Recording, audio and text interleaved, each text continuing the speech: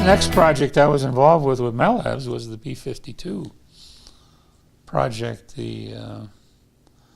what's called the ANGLR-20, which is they were replacing an old World War II hand crank receivers that they used for reconnaissance. They're basically listening.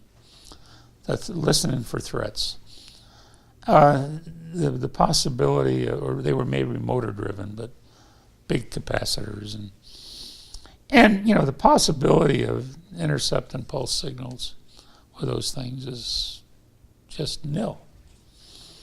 Well, this was a concept that Lloyd Adelman, who was the president of Mellabs, very brilliant man, and unique person.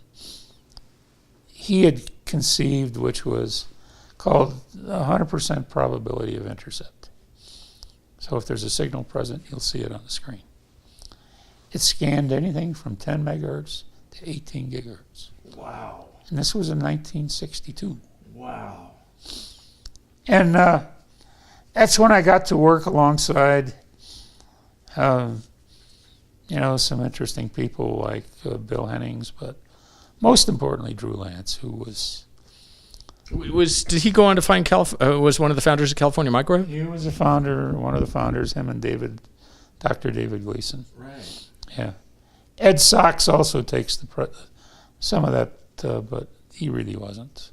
Ed Sachs was an imposter.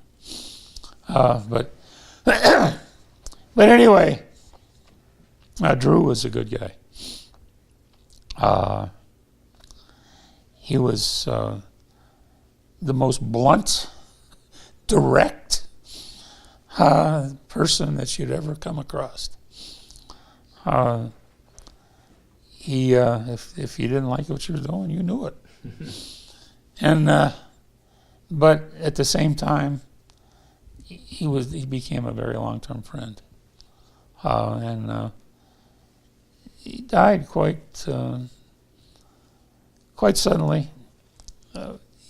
After he left California Microwave, he did consulting for us, but he did a lot of consulting for other companies. And he was actually up climbing an antenna tower in Seattle when he died, when he shouldn't have been there. Oh my gosh. Yeah, I think he was in his late 60s at the time. I think that was, well, he died same day Rodney did. Oh my gosh. Yeah, 1999. Yeah, same day. Wow. Yeah. Around Thanksgiving of 99, I believe it was. But anyway, the ANGLR-20 was a B-52 system. The Air Force had gotten smart, and you know, there was no more of this cost plus stuff. So they let contracts to two different companies. One was a company called Loral, which was just beginning at the time, and their concept used YIG filters and a lot of things like that, totally different than ours. So there was a runoff, and it was a real education in military politics and how system purchasing was influenced in the military, and that performance was probably almost a secondary thing to what somebody wanted to happen. But I got to go to Eglin Air Force Base, Glenn Marshall and myself. Glenn was one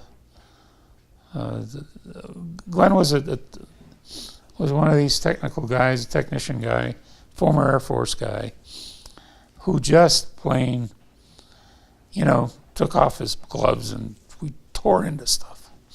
So we installed this thing on the plane, he and I. Made sure that it was working.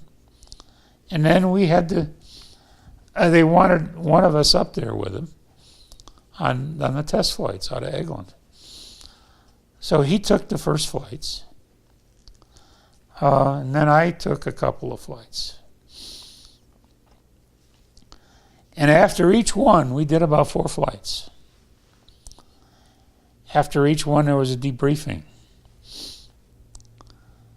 And Glenn had been in the Air Force, so he understood some of the politics, although he wasn't an officer. These were all officers we were dealing with. We get into this debriefing, and these officers, it was like some of the things they were saying had nothing to do with what really happened. Others were just thrilled. You know, I mean, it was like, where were you? And, you know, then a couple of them spoke up how much superior it was to the other system. The other system, I think, because they were first, they didn't have as much time as we did.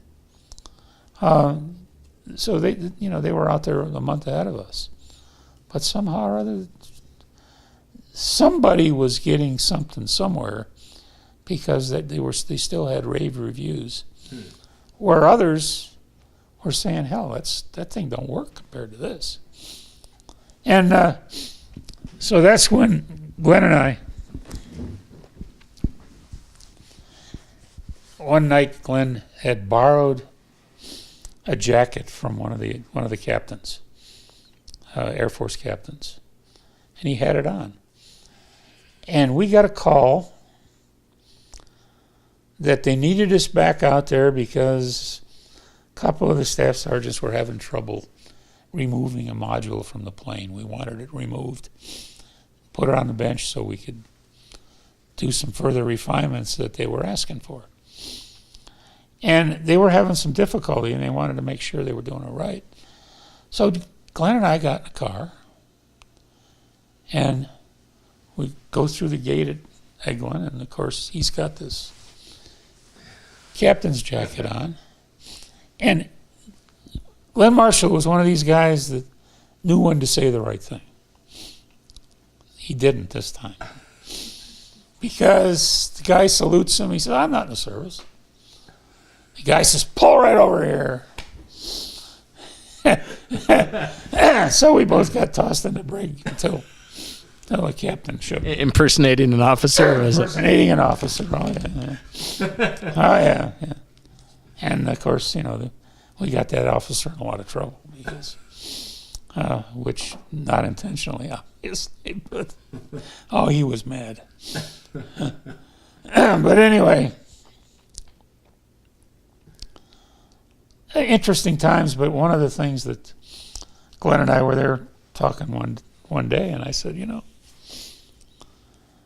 I don't think there's much we can do here to sell these guys.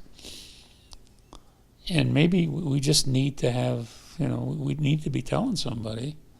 We've been telling, you know, I've been talking to Bill Hennings and guys like that. But I don't know what he was thinking. But anyway, we called Lloyd and I said, Lloyd, I think you better be here.